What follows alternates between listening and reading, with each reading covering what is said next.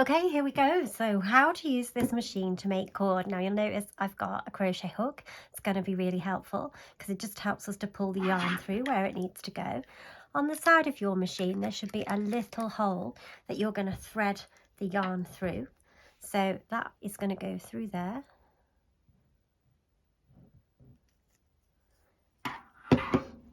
And then there's a little rim on the edge here that it's going to go through and then down the middle.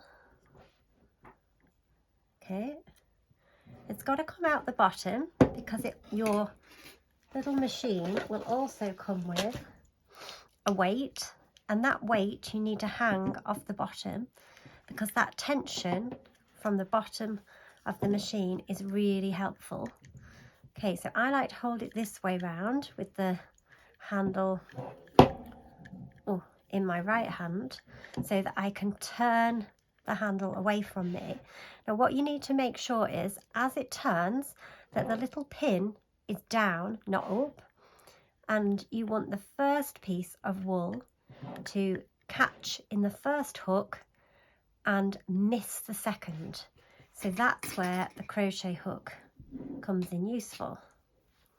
So take the hook, bring the yarn over this side of that one so that it can go round. Now as you go round, the pins should close up to hold it into position.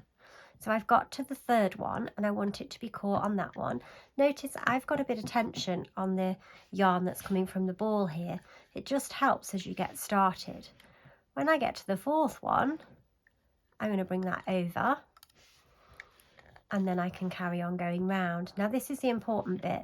When you get to here, you'll see that the wool has not pushed down. So I'm just going to pop it down so that this little pin is free to fly up once my yarn is in position. And this time, not going to miss any out at all. We want to get all of them. But I just have to, as I start off, keep pushing it down. And remember, you want the tension from underneath and a little bit of tension here. So as I go round, just flick that off the pin and then eventually, as it starts to come together,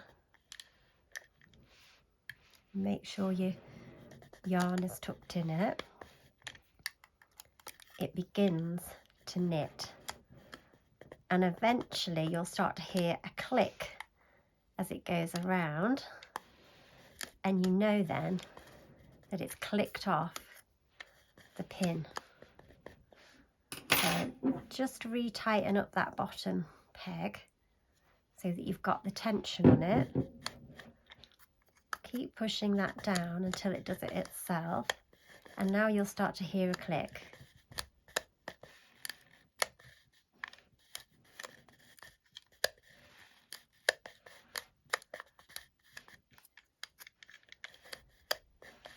And that's it. It's now knitting. It's now making that tube.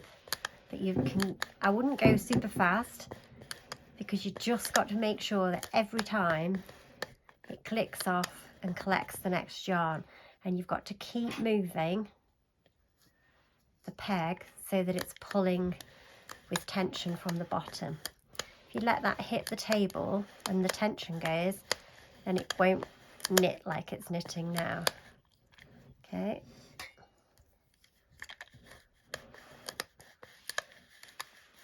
And now you can see I can start to speed up.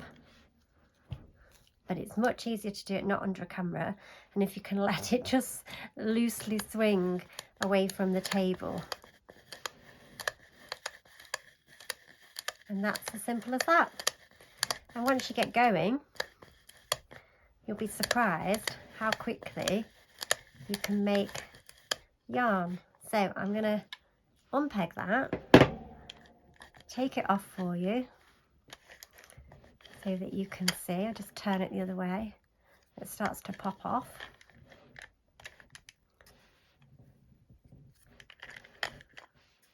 Because the weight's not pulling it anymore. Let me just take it off for you. And then you can see, look, even in that short space of time, we have a tube of cord that would fit around the wire. I hope you enjoy giving it a go.